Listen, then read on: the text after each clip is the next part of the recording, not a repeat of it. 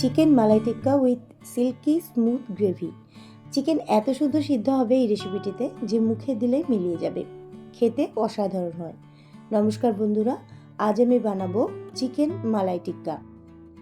এর জন্য আমাকে কাজু কাঁচা লঙ্কার পেস্ট বানিয়ে নিতে হবে, তাই কাজুটা আমি ভিজিয়ে রাখলাম 10-15টা কাজু। আর রেসিপিটি বোনলেস চিকেন হলে ভালো হয়, তবে আপনারা উইথ বোন দিয়েও বানাতে পারেন। আর আমি এখানে 600 গ্রাম বোনলেস চিকেন এভাবে ছোট ছোট করে টুকরো করে নিয়েছি। ম্যারিনেশনের জন্য আমি এখানে দিয়ে দিলাম লবণ, গোলমরিচ, এবার দিয়ে দিলাম আমি চাট মশলা টেস্টের জন্য, দিয়ে দিচ্ছি আদা রসুন পেস্ট 2 টেবিল স্পুন। ম্যারিনেশনটা খুব ভালোভাবে এখানে কিন্তু হতে হবে, অর্ধেক রান্না ম্যারিনেশনের সময়ই হয়ে যাবে। এখানে টক দই দিয়ে দিলাম 4 চামচ। এবার দিয়ে দিচ্ছি আমি একটা পাতিলেবুর রস, যাতে করে চিকেনের স্মেলটা চলে যাবে। ভালো করে 2 পিস পাতিলেবুর রস আমি এখানে দিয়ে দিলাম। এবার কাজু যেটা আমি ভিজিয়ে রেখে দিয়েছিলাম সেটাকে কাঁচা লঙ্কার সঙ্গে পেস্ট করে আনছি।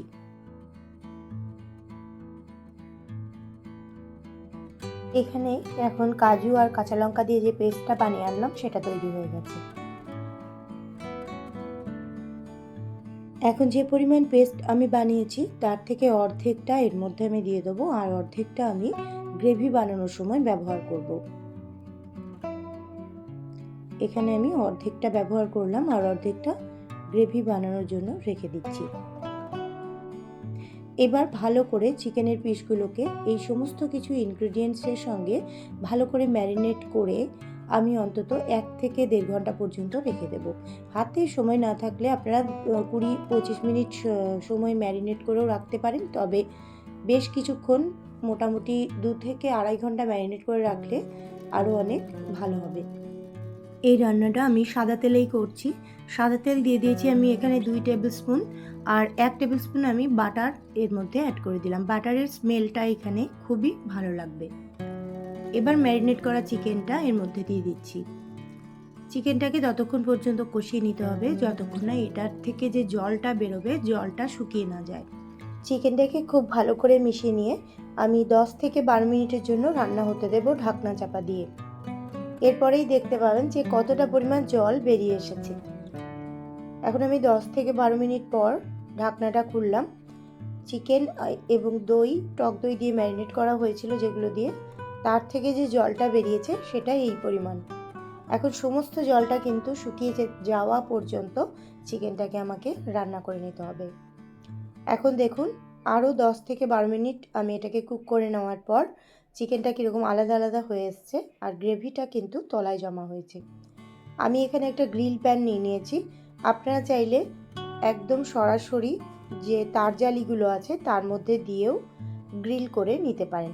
আমি এখানে গ্রিল প্যানের মাধ্যমেই বানিয়েছি, যেহেতু গ্যাসটা ভীষণই তারজালির মাধ্যমে করলে একটু নোংরা হয়ে যাবে বা এখান থেকে যে জুসটা গ্যাসের উপর ডাইরেক্ট পড়বে, সেই কারণে আমি গ্রিল প্যানের মধ্যে করে নিয়েছি। আপনারা চাইলে সরাসরি গ্যাসের ওপর দিয়েও করতে পারেন এই ব্যাপারটা। আমি এখানে এমনভাবে চিকেনগুলোকে বসিয়ে দিচ্ছি যাতে করে গ্রিল মার্কটা ভালোভাবে বোঝা যায়। আর যে গ্রেভিটা এখানে ছিল তার মধ্যে বাকি কাজু আর যে কাঁচা লঙ্কার পেস্টটা সেটা আমি অ্যাড করে দিলাম। খুব ভালো করে এখন এটাকে মিশিয়ে নেব। এদিকে গ্রিল প্যানের মধ্যে যে চিকেনগুলোকে দিয়েছি সেগুলোকে আমি একটু উল্টে দিচ্ছি। এখানে কিন্তু গ্রিল মার্ক একটা চলে এসছে। এটা কিন্তু আপনারা যদি তারজালির মাধ্যমে করেন তাহলে একটু অন্যরকম আসবে। আর এখন আমি দিয়ে দেবো ফ্রেশ ক্রিম। আপনারা চাইলে বাড়িতে তৈরি গরুর দুধের যে ক্রিমটা সেটাও ব্যবহার করতে পারবেন। এখানে আমি 2 টেবিল স্পুন মতো ফ্রেশ ক্রিম অ্যাড করলাম আমুলের।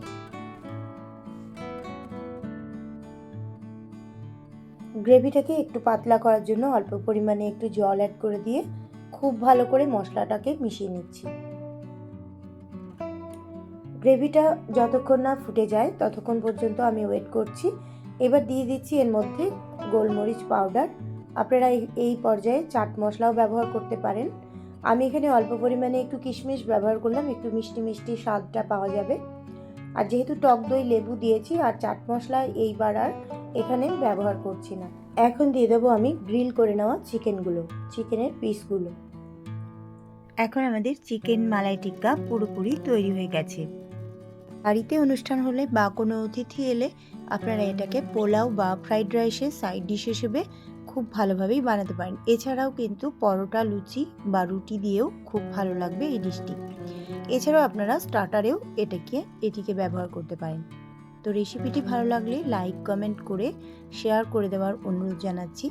আরও এই ধরনের রেসিপি পেতে আমার চ্যানেলটিকে সাবস্ক্রাইব করে পাশে থাকা বেল আইকনটা প্রেস করে রাখলে আমি যখনই যা আপলোড করব আপনাদের কাছে নোটিফিকেশন চলে যাবে। আমি একটি থালির মাধ্যমে এটিকে পরিবেশন করেছি। এখানে আমি ফ্রাইড রাইস দিয়েছি। এছাড়াও আনুষঙ্গিক পটল ভাজা, পাঁপড় ভাজা বা অন্যান্য কিছুর সঙ্গে আমি এখানে চিকেন মালাই টিক্কাটি সার্ভ করেছি। এখানে বেগুন ভাজা, ঢেঁড়স ভাজা, সব রকম ভাজা দিয়ে চিকেন মালাই টিক্কাটি সার্ভ করেছি। সঙ্গে চাটনি আর পাঁপড় ভাজাও দিয়ে দিয়েছি। আজকের মতো এই পর্যন্তই। আবার দেখা হবে আগামী রেসিপি নিয়ে।